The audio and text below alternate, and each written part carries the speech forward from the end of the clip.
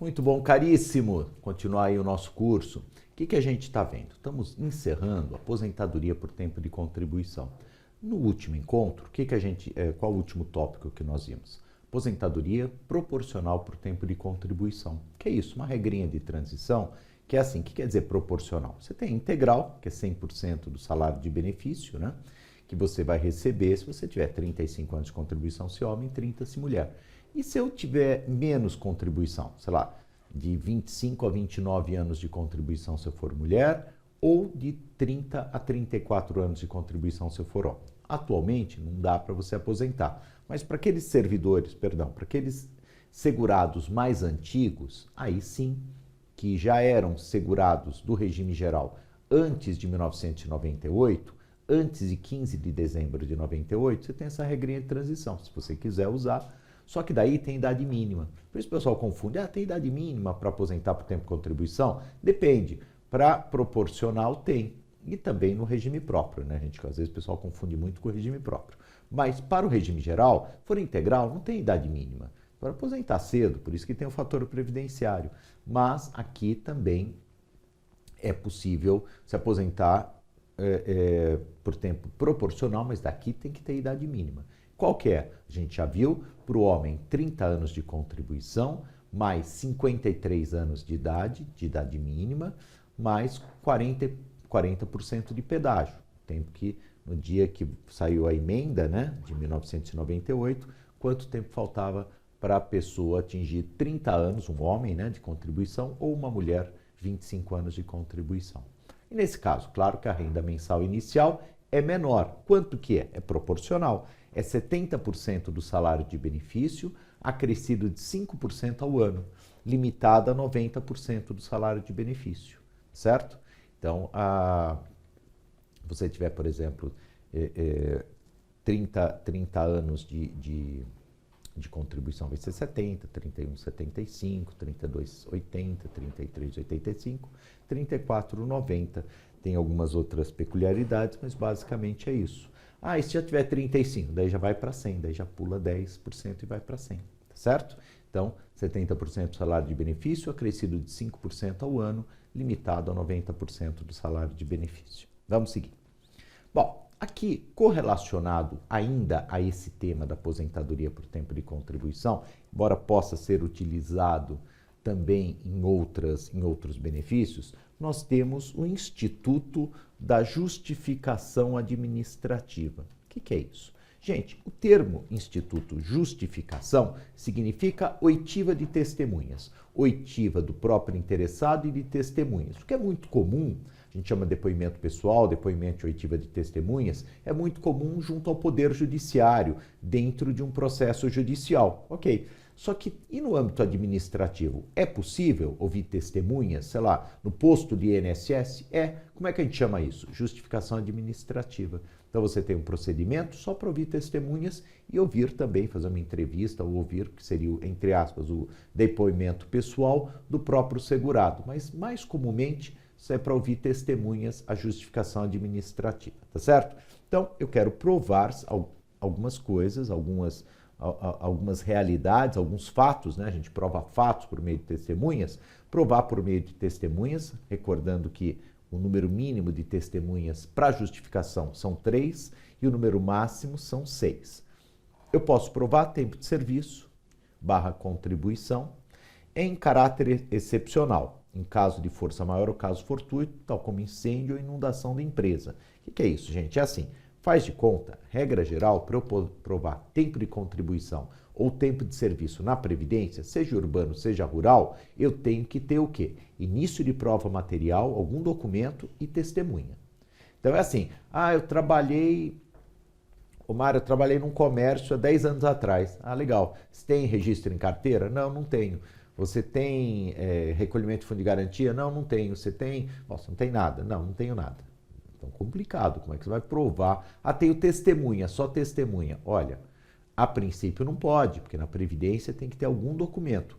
Excepcionalmente, em caso de força maior ou caso fortuito, eles admitem que essa prova seja feita, inclusive em sede administrativa, por meio de justificação.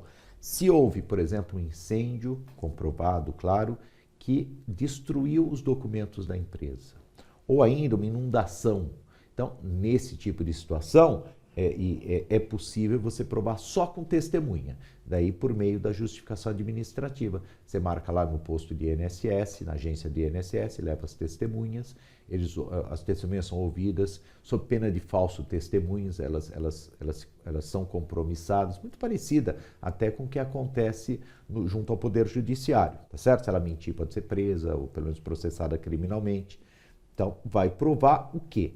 Tempo de serviço, mas pode provar também união estável e pode provar também dependência econômica com o segurado, falecido ou eventualmente preso. Porque daí é quando os dependentes, né, têm que provar dependência econômica com os segurados para receber pensão por morte ou auxílio reclusão, tá certo? Então, são 3 situações. Tempo de serviço, que vai contar com tempo de contribuição, e excepcionalmente até sem início de prova material. Depois, união estável, companheiro, companheira, e depois dependência econômica com o segurado. Para provar o quê? Para você poder provar, claro, poder receber a pensão por morte, ok? Ou o auxílio reclusão.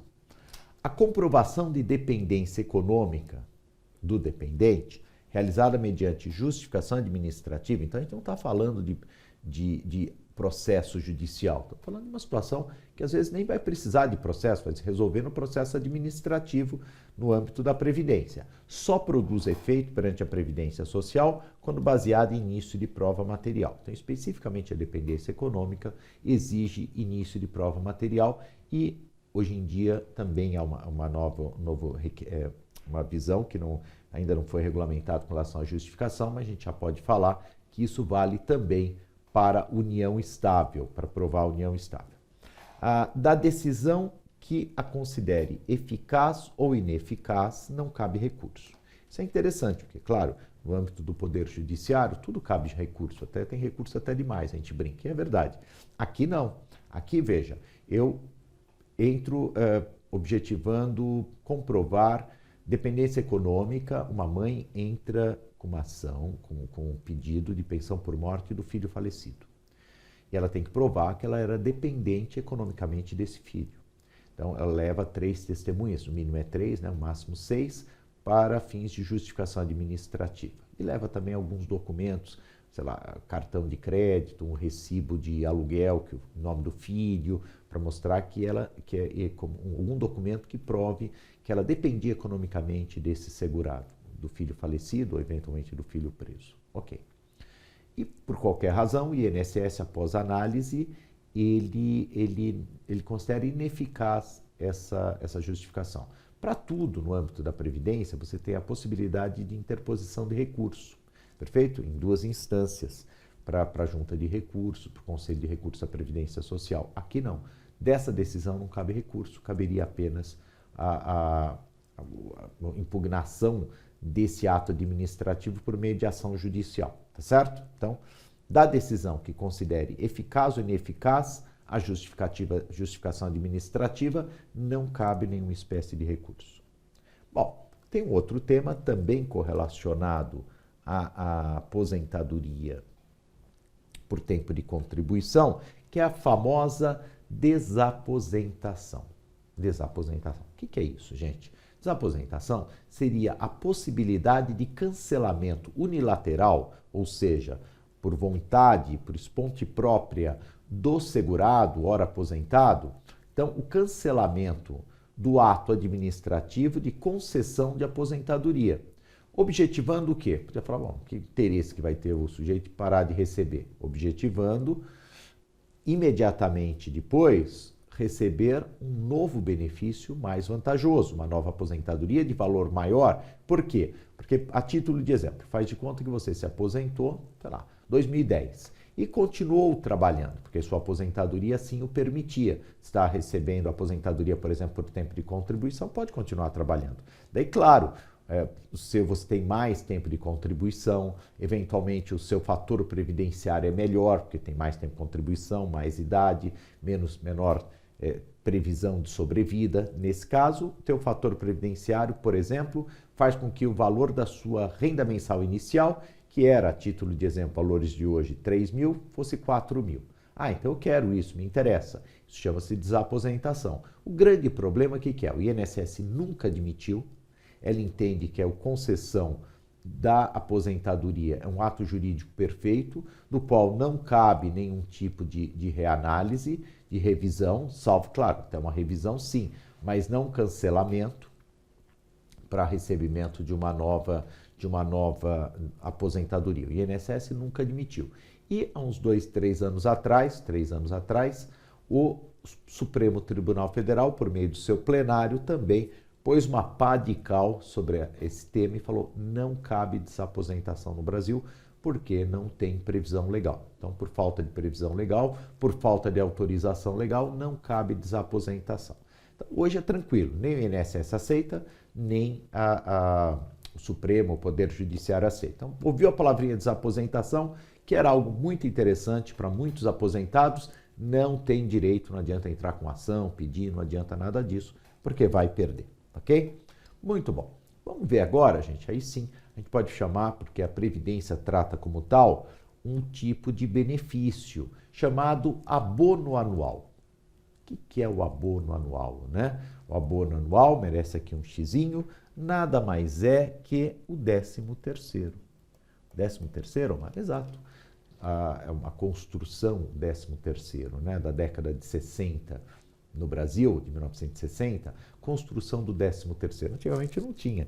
Então, o empregado hoje, todo mundo sabe, ele recebe após 12 meses de trabalho um salário a mais, que nós chamamos de 13º salário, que antigamente chamava inclusive abono de Natal. Era conhecido porque recebia no final do ano e tinha uma correlação, época de festas, você poder ter um dinheirinho a mais para comprar uns presentes, então até era conhecido como abono de Natal. Ok, 13º salário que os trabalhadores da CLT recebem. E os avulsos também, o empregado doméstico. E no caso da Previdência? A Previdência também passou, não imediatamente, mas uns anos depois que o trabalhador seletista passou a receber e tal, passou a ter direito também. Só que lá não chama-se 13º, chama-se abono anual. Ele está previsto no artigo 40, tem previsão no 201 da Constituição, mas ele tem previsão infraconstitucional no artigo 40 da Lei de Benefícios, da Lei 8.213. Trouxe aqui o artigo, que às vezes essas questões são mais interessantes a gente ler o próprio artigo e comentar. É devido o abono anual, o 13º, ao segurado e ao dependente da Previdência que durante o ano recebeu auxílio-doença. Perfeito. Então, ele recebeu auxílio-doença, ele nesse período, mas foi pouco, não foi um ano, não tem problema, ele recebe proporcionalmente o tempo que ele ficou afastado recebendo auxílio-doença. Recebeu auxílio-doença, auxílio-acidente ou aposentadoria, qualquer tipo delas, aposentadoria por idade, por tempo de contribuição especial, por invalidez, pensão por morte ou auxílio-reclusão, ok? Então, esses são os benefícios em que há previsão de recebimento do abono anual. Ah, então não são todos os benefícios? Não, sei lá, por exemplo, seguro-desemprego você não recebe, salário-família você não recebe, então são todos os benefícios. Mas a maioria dos benefícios, a quase totalidade dos benefícios do regime geral, você recebe o abono anual, pode receber o abono anual. Se não ficou por 12 meses recebendo, você recebe proporcionalmente. Parágrafo único, o que mais cai é o parágrafo único. O abono anual será calculado no que couber da mesma forma que a gratificação de Natal dos trabalhadores, tendo por base o valor da renda mensal do benefício no mês de dezembro de cada ano. Então, toma um certo cuidado, porque antigamente, antes de 1988, como é que era o 13º e como é que era o abono anual? Era a média do que você recebeu ao longo do ano. Então, muitas vezes cai como teste a média do... Não, é o valor de dezembro. É essa a ideia. Então, você recebe, não necessariamente como recebe o trabalhador, que recebe uma parte em novembro, uma parte em dezembro, né, de cada ano. Não necessariamente. O momento de receber pode ser outro, mas o valor tem que ser o valor do benefício no mês de dezembro de cada ano. Tá perfeito? Tranquilo? Então, aqui a gente encerra esse benefício, que é o abono anual. Na próxima aula, a gente já entra em temas novos, a gente vai começar analisar os serviços da Previdência Social. Tá bom, gente? Forte abraço, até uma próxima.